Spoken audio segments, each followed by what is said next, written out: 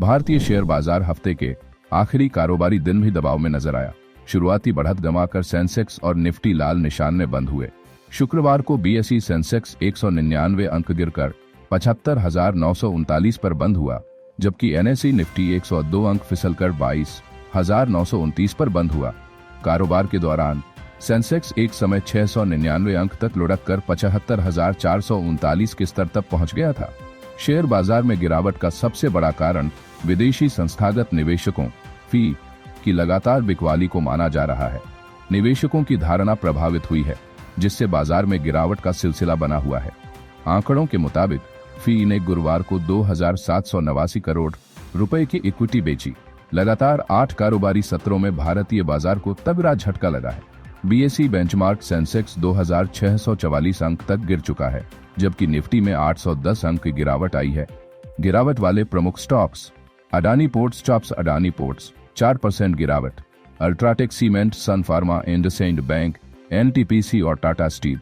बढ़त वाले stocks Nestle, ICI bank, Infosys, Tata consultancy services, TCS और शेयर टेक। बाजार विशेषज्ञ का कहना है कि मध्यम और लघु कंपनियों की कॉरपोरेट आय बाजार की उम्मीदों से कमजोर रही है, जिससे निवेशकों में जोखिम से बचने की प्रवृत्ति दिख रही है।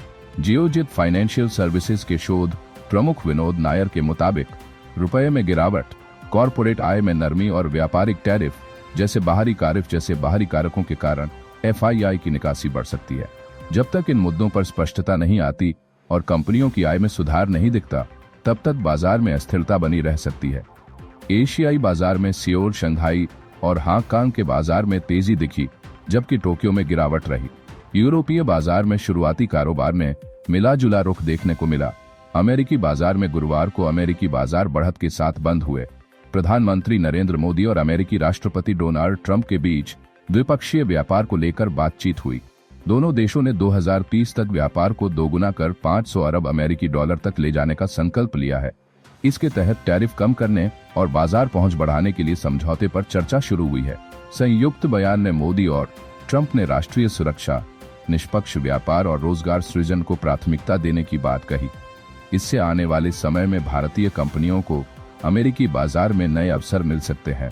विदेशी मुद्रा बाजार में शुक्रवार को रुपया 12 पैसे मजबूत होकर 86.81 रुपया अनंतिम प्रति डॉलर पर बंद हुआ।